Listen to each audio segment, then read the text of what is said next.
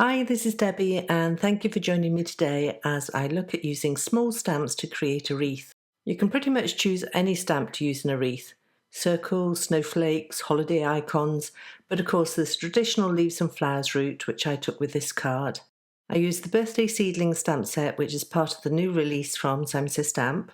The set has lovely sketchy leaf and flower outlines, as well as the solid images too. I used just the outline stamps.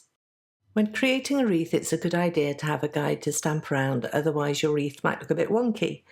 I used a nested circle die and traced the die with a pencil onto watercolour card. My plan is to have the wreath set off to one side on the card front.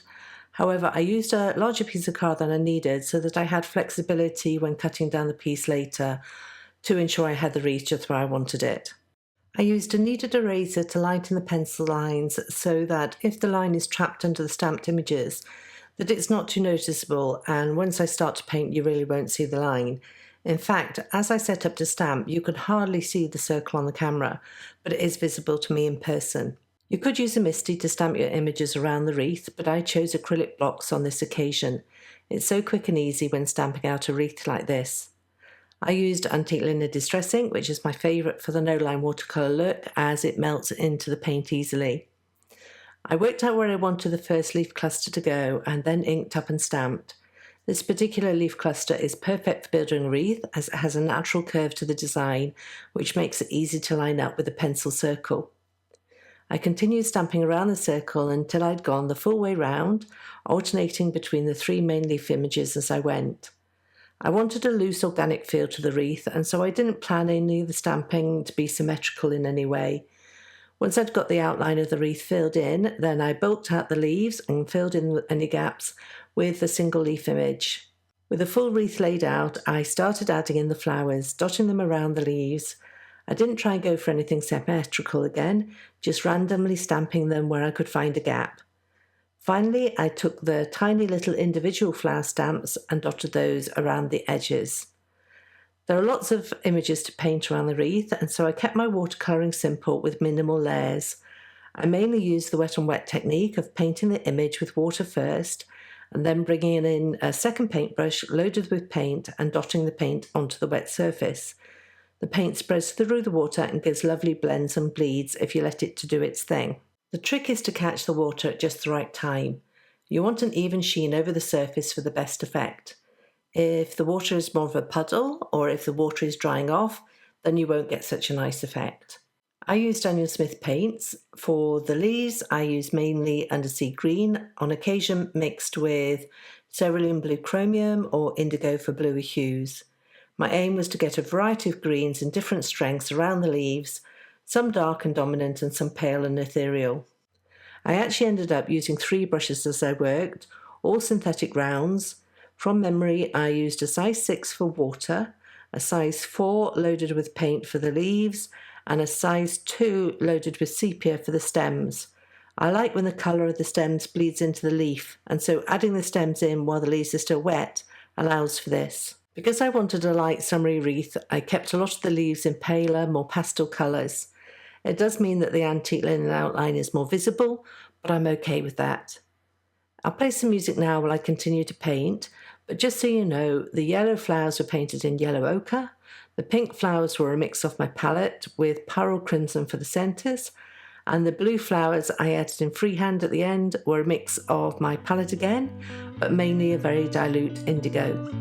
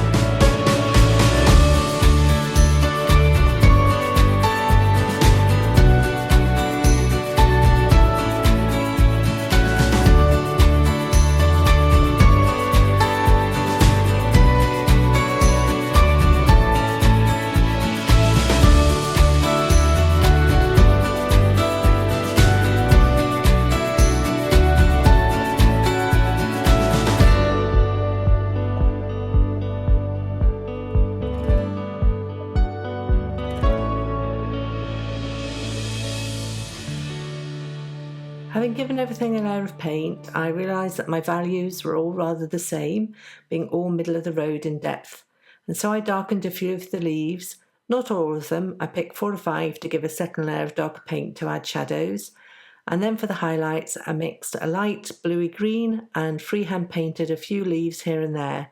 It adds the lighter values and also fills in a few spots too. I re-wet the white gouache I have in my palette and used the size 2 brush to add a few dots of white to the centres of all of the pink flowers. And then I did my usual thing with splatter. White gouache splatter, leftover paint splatter, and also Perfect Pearl Solution splatter.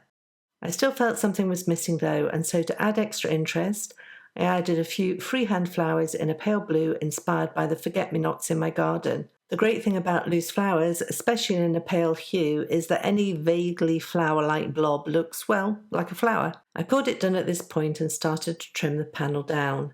As I mentioned, I painted on a piece of card larger than I needed so that I had flexibility as to where to trim. I tend to do this gradually, taking off a bit off one side to see how it looks, a bit off another, etc., until finally I'm happy on how it is sitting on the card base. The card base I'm using is one cut and scored from Neenah Desert Storm card in the £100 weight. For the greeting, I felt the You Are Enough die cut would be perfect. It has enough weight and presence to make a statement without being too overpowering. I initially die cut the wording from Ivory card, but this didn't contrast enough, and so I die cut the wording again, this time from Gold Mirror card.